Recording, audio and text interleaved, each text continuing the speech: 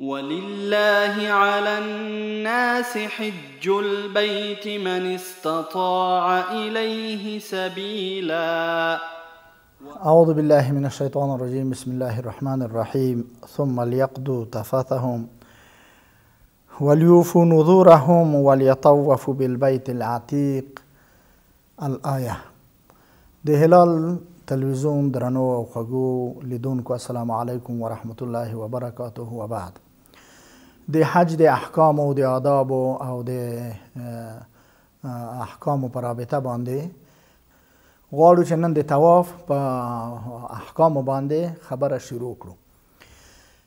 کله چې احرام وتړله نو بیا چې راځي حاجی به تلبیه وایي، او کله چې حرم ته راورسېده نو مستحب د احنافو په نزد باندې دا ده چې حرم شریف ته سړی د باب السلام نه سړی داخل شي. حرم ته د باب السلام نه داخلېدل دا مستحب دی، دې نه داخل شي.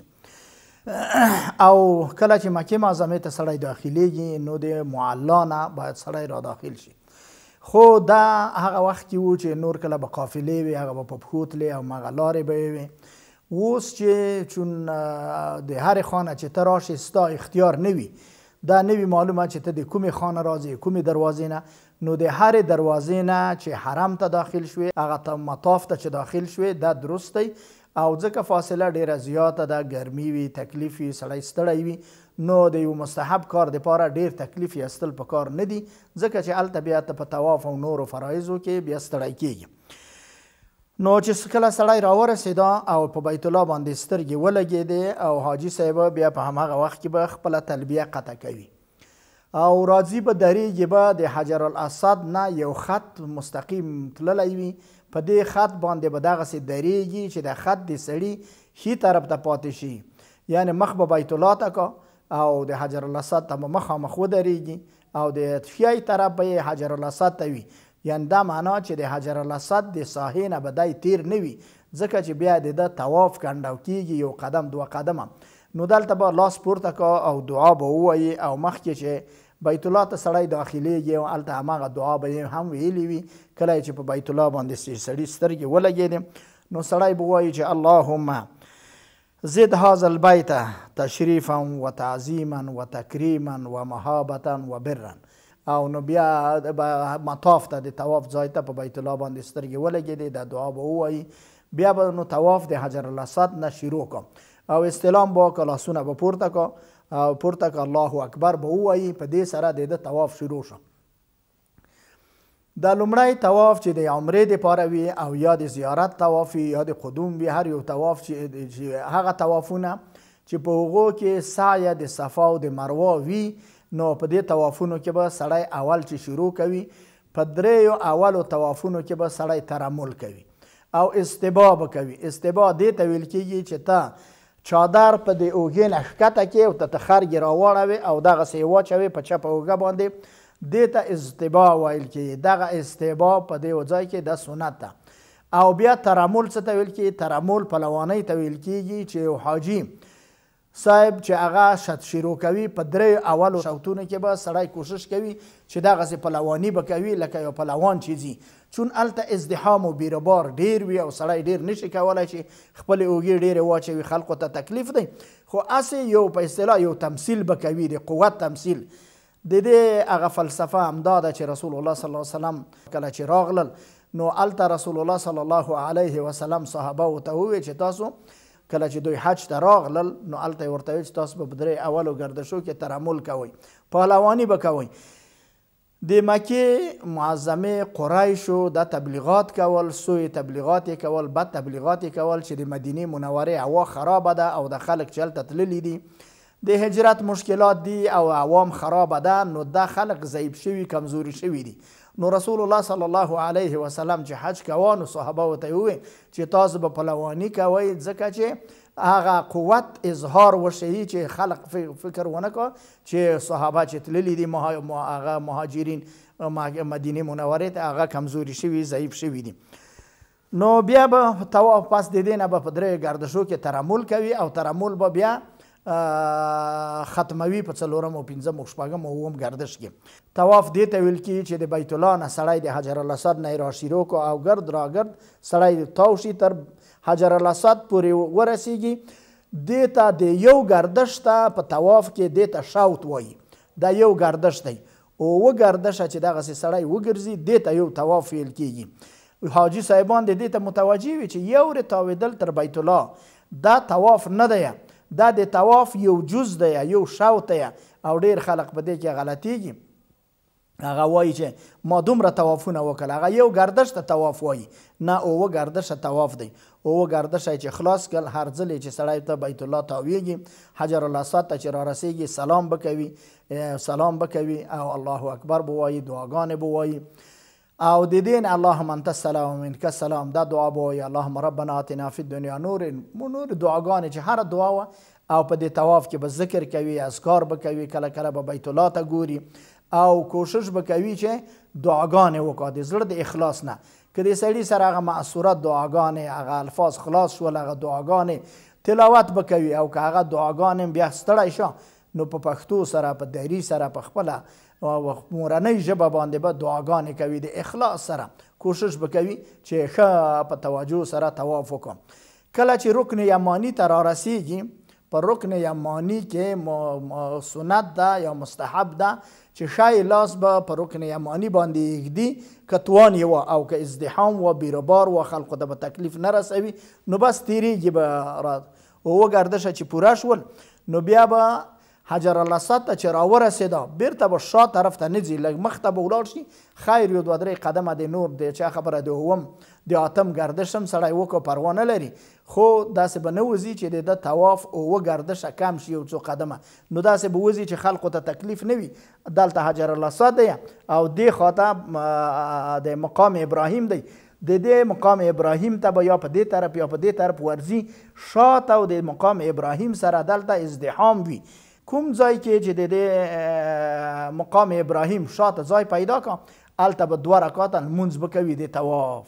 دا 2 رکعاته لمونځ چې وکوله دې نه وروسته به شاته آب زمزم دی، اوبه د زمزم دی.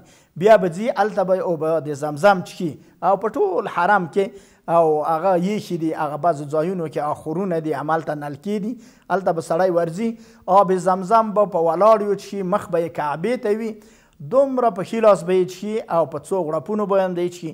څومره یې چې چښی شوی د آب زمزم به وچښي او کوشش به کوي چې هلته ستړی وي نو آب زمزم یخ هم وي او برابر هم وي. هغه برابر اوبه به وچښي چې ستونه یې هغه خراب نه کړه. آب زمزم کې به انسان د دې نیت وکړه، د ایمان د قوت نیت به وکړه، د علم د زیاتوالي نیت به وکړه، د شفا نیت به وکړه. څومره نیتونه چې په دې هغه کې وکړه او دا الله دې قبلوي. په آب زمزم کې 2 خاصیت دي. یو د طعام او د ډوډۍ خاصیت دی چې سړی طعام څو ورځې چې سړی آب زمزم چښي او ډوډۍ ته هم ضرورت که په اصطلاح نه پیدا کړي سړی ګزاره ورباندې کولی شي. دوهم دا دی چې آب زمزم د چښلو نه مخکې سړي چې کوم نیت وکړه الله تعالی او کوم سوالونه یې چې وکړل په کوم نیت یې چې وچښي هغه الله تعالی هغه پوره کوي. نو پس د دې نه به بیا ځي صفا او مروه ته. د صفا غونډۍ ته به خیږي، لار به پیدا کوي چې صفا غونډۍ ته وخته، دې خواته صفا ده او دا چې بیت الله ده هغه خواته صفا ده او دې خواته مروه ده.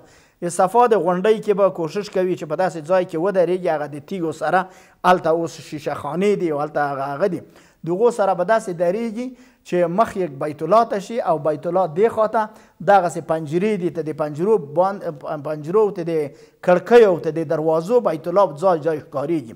په داسې ځای کې به ودرېږي چې بیت الله ورته ښکارېږي، مخامخ به بیت الله ته ودرېږي، دعا به وکړه ان الصفا والمروه من شعائر الله.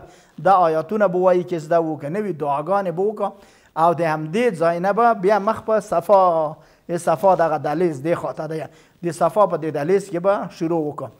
د صفا د دهلیز نیمایي نه چې تیریږي دلته چراغونه دي، د چراغو ته چې رسیږي د دې نه وروسته به بیا سعیه کړه، لږ منډه به کړه. که چېرته و فرصت و نارینه به لږ منډه کړه، هلته اوخواته بیا مروه طرف ته نور شنه چراغونه دي، د دې دواړو شنو چراغونو ترمنځ به یو انسان څه کړه، دلته به لږ منډه کړه. که ازدحام نه و، بیروبار نه و، خلقو ته تکلیف نه و او که نه و هم لږ تیز به ځي خلقو ته به تکلیف نه رسوي. ځي به مروه ته، هلته به وخیږي، بیا به مخ په بیت الله باندې ودرېږي او بیت الله ته دعاوې به کوي او بیا یې چې دعا وکړه بیا به بل شوط شروع کړه. دا د صفا او د مروه ترمنځ د یو تګ دا یو ګشاوت شو، بیا به راځي صفا ته هماغسې به کوي، بیا به مروه ته، بیا به صفا ته، اووه وارې به ځي، یعنې 4 وارې به ځي او 3 وارې به راځي چې مجموعاً اووه ګردشه شي. پس د دې نه به بیا دعاګاه مروه کې به دعا وکوي او بیا به دې خواته دروازې دي، په دې دروازه باندې به وځي، هغه خواته بیرون کې هلته حلاقې دي، سلمانۍ دي، په هغه سلمانیو ته به ورشي، هلته به سر خپل وخوري یا به ټول قیچي کا او ماشین کا او یا به ټول وخوري او د دې نه بعد به د دې خریلو نه بعد به بیا دی راځي هغه ته خپل عمارې ته به راځي، خپل اتاق ته به راځي او کله چې راغی هلته به خپلې جامې وباسي. سر یې چې وخریله، د سر د خریلو نه وروسته دی د احرام نه ووتله. دغه د احرام هغه حالت و، د احرام نه دی ووتله او طواف یې هم ترسره کړه. اوس په حج کې پاتې دي کوم شیان؟ یو فرض چې هغه احرام دی هغه پوره شو. دغه طواف چې دی دا عمره شوه، عمره د ده وشوه، بیا به انتظار وباسي 8 دی هغه ته دی ذوالحجې ته، 8 د ذوالحجې چې راغی بیا پس دغه نه بیا به د حج دپاره احرام تړي لکه د عمرې دپاره چې احرام تړلی و. نو په دې سره د ده په اصطلاح هغه عمره وشوله، احرام هم وشو، بیا به بیا احرام تړي د حج دپاره، بیا 3 نور فرایض پاتې کېږي د حج چې احرام د حج دی او بیا ځي عرفات باندې درېدل دي 2م فرض. 3م فرض بیا راځي بیت الله ته، بیا به همدغسې طواف کوي، سعی بین صفا و مروه به کوي، بیا به دی د حج نه خلاصیږي او په دې ضمن کې بیا واجبات چې په مزدلفه کې به څه کوي او مینا کې به څه کوي، قرباني ده، سرخریل دي، جامې اغوستل، دا ټول شیان پکې انشاءالله وروسته به بیا انشاءالله بیا نور د هغه احکام کوشش به وکړم. حاجی صاحب چې په دې مکه معظمې ته راغی هغه خپل عمارت او د عمارې او د آدرس مادرس په رابطه به ډېر بیدار وي، خپل اتاق هغه آدرس به سم ورته معلوم وي، کوم کارتونه چې ورکول کېږي هغه کارتونه به نه ورکوي، په هغو کې آدرسونه وي او د معلم لمبر به ورسره وي، که څه مشکل ورته پیښېده نو د معلم نه به پوښتنه کا. په عمارو کې درسونه شروع وي، هغه عمارو کې هغه درسونه به ته به غوږ نیسي، ځي به هره ورځ به پوښتنه کوم چې سبا به څه کوو، بل سبا به څه کوو او کوم اعمال به ترسره کوو، په کومه طریقه به یې ترسره کوو. نو سړی به بیدار اوسي، خپلو ملګرو سره به یې رابطه وي، هلته به کوشش کا چې د وخته بیا راشي حرم شریف ته او بیا پس د دې نه به راځي نور خپل عادي طوافونه به کوي، په عادي جامو کې سړی طواف کولی شي. که بیا نور عمرې کوي، تنعیم ته ځي، جهرانې ته ځي یا تځي، بیا به احرام بسته کوي، همدغسې به بیا طواف کوي، بیا به ځان حلالوي او په اصطلاح سعی بین صفا و مروه به کوي، بیا به سر خري او بیا به د جامې اغوندي. او که نه عمرې نیت بیا نه و کړی نو همدغسې طوافونه په بیت الله کې څوم ورځې چې سړی اوسېږي 10 15 20 30 هر څوم ورځې چې دوی ته برابرې شوې کوشش به کوي چې هلته ډېر طوافونه وکړه. یو طواف یې چې خلاص کړه وګردشه، بیا یې لږ دمه جوړه کړه، بیا به بل طواف کړه. په نورو طوافونو کې پس د طواف نه بیا لمونځ شته او آب زمزم څښل شته او په نورو طوافونو کې عادي طوافونو کې بیا د صفا او د مروه ترمنځ د سعی نشته ده. د حاجي صاحبانو دپاره مهمه ده د کله کله جنازې راوړل کېږي. د جنازه خو فرض کفایي ده، نو کله چې جنازه حاضره شوه اعلان وشوه دغه جنازه بعضې خلق داسې دي چې پاڅېږي سنت کوي، جنازه نه کوي.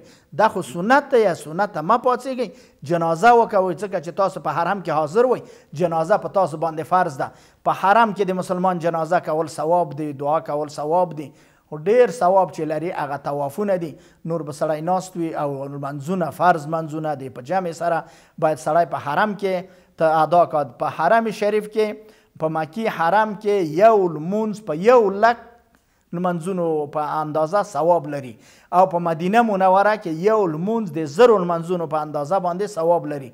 نو کوشش به وکړه چې لمنځونه یې په عماره کې نه وي، کوشش وکړه لمنځونه یې په حرم شریف کې وي، د وخته ولاړ شي. که چېرته د ننه اعلان د بیت الله ته نشوی، هغه کې دی پاس برنډو ته بخیږي، بام ته بخیږي، یو ځای به ځان ته پیدا کوي، د وخته به ځي. هلته د څو ورځې چې حاجي صاحب تللی دی کوشش به کوي چې د دې نه سمه استفاده وکړه، سمه ګټه پورته کړه. اقول قولي هذا استغفر الله لي ولكم ولسائر المؤمنين والسلام علیکم ورحمة الله. ته بل درس نه مو په الله سپارم.